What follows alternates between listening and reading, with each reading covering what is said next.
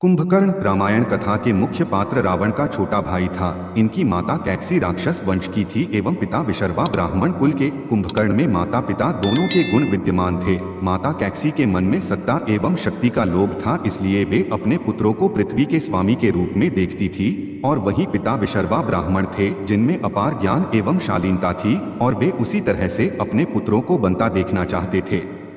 माता पिता के अलग अलग स्वभाव एवं संस्कारों के कारण ही तीनों पुत्रों रावण, कुंभकर्ण एवं विभीषण में दोनों के गुण निहित थे। रावण के राक्षसों के समान सत्ता का लोभ था, शक्ति का घमंड था, लेकिन अपने पिता के समान वो चारों वेदों का ज्ञाता था। उसमें अपार ज्ञान था, लेकिन मां की छाया में रहने के कारण उसकी अच्छाई पर बुराई का प्रभाव ज्यादा उभर कर सामने आया। वही कुंभकर्ण में भी अपार शक्ति थी, लेकिन भाई प्रेम के कारण उसने कभी अपने भाई का विरोध नहीं किया।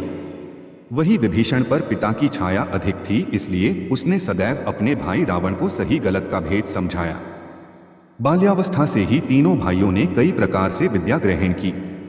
माता की सीख का प्रभाव रावण पर अधिक था एवं विभीषण पर पिता की सीख का, लेकिन कुंभकर्ण में दोनों के गुण विद्यमान थे। कुंभकर्ण को खाने का बहुत अधिक शौक था एवं अपने बड़े भाई के प्रति अंधी श्रद्धा भी थी। कुंभकर्ण की काया अत्यंत विशाल थी, जिसमें कई हाथियों सा बल था, और वो एक साथ कई गांव के लोगों का भोजन खा सकता था। उससे बात करने के लिए सीढ़ियों के जरिए उस तक पहुंचाना पड़ता था। वो मनुष्यों को अपनी एक हथेली पर बैठा सकता था।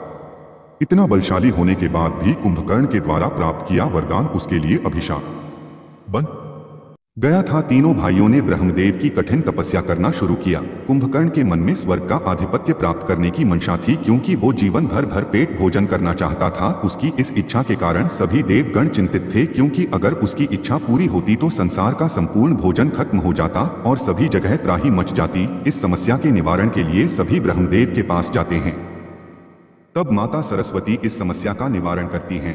वो कहती हैं कि जब कुंभकर्ण वरदान मांगेगा तो मैं उसकी जिह्वा पर बैठ जाऊंगी और वो बोल नहीं पाएगा। कुछ समय बाद ब्रह्मदेव कुंभकर्ण की तपस्या से प्रसन्न होकर उसे दर्शन देते हैं और उससे मनचाहा वरदान मांगने को कहते हैं। तब कुंभकर्ण जैसे ही इंद्रासन बोलने के लिए अपना मुंह खोलता है, उसके मुंह खोलते ही उसकी जिह्वा पर देवी सरस्वती बैठ जाती हैं और उसके मुंह से इंद्रासन के स्थान पर निंद्रासन निकल जाता है। ब्रह्मदेव उसे तथास्तु कह देते हैं, जिसके बाद कुंभकर्ण बहुत दुखी होता है और ब्रह्मदेव के सामने विलाप करने लगता है और याचना करता है कि ब्रह्मदेव उसकी सहायता करें। तब ब्रह्मदेव कहते हैं कि दिया हुआ वरदान वापस नहीं लिया जा सकता, लेकिन मैं तुम्हारी भक्ति से बहुत प्रसन्न हूँ, इसलिए तुम्हें इतना दे सकता हूँ कि तुम 6 माह तक विश्राम करोगे। 6 माह के होते ही एक दिन के लिए जागोगे और पुनः 6 माह के लिए सो जाओगे। भारी मन से कुंभकर्ण इस बात को स्वीकार कर लेता है। इस प्रकार कुंभकर्ण का वरदान उसके लिए अभिशाप बन जाता है। वो 6 महीनों तक सोता और एक दिन उठता, जिसमें वो भर पेट खाता, सगे संबंधियों से मिलता और पुनः सो जाता। कुंभकर्ण का होना न होना एक बराबर हो चुका था। ऐसे में उसे अपने भाई रावण के अधर्मी कार्यों के बारे में कोई जानकारी नहीं थी। कई सालों बाद जब रावण ने सीता मैया का अपहरण किया था,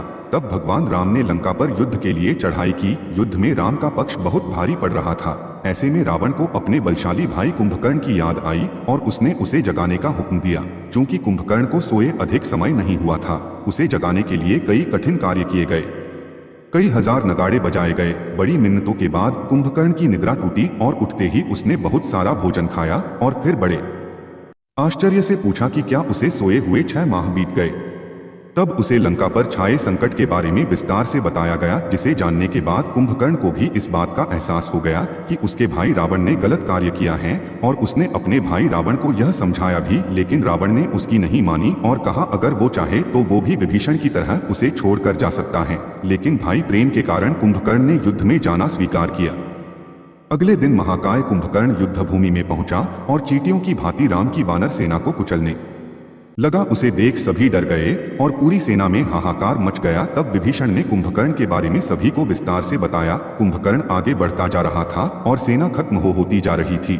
तब ही उसकी मुलाकात विभीषण से होती है और विभीषण उसे श्री राम की शरण में जाने को कहता है, लेकिन कुंभकर्ण साफ इनकार कर विभीषण को विश्वासघाती घर का भेदी कहकर उसका अपमान करता है और यह भी कहता है कि वो जानता है कि वो आज जीवित नहीं बचेगा, लेकिन वो कठिन समय में भाई का साथ नहीं छोड़ सकता और वो आगे बढ़ता जाता है। सेना की यह दुर्दशा देख भगवान राम ने स्वयं युद्ध भूमि में जाने का निर्णय लिया। और कुंभकर्ण से युद्ध किया। अंत में कुंभकर्ण वीरगति को प्राप्त हुआ और उसने मरते वक्त भगवान राम को सहर्ष प्रणाम किया, क्योंकि वो जानता था कि राम भगवान विष्णु का अवतार हैं। उनके हाथों मिली मृत्यु से कुंभकर्ण का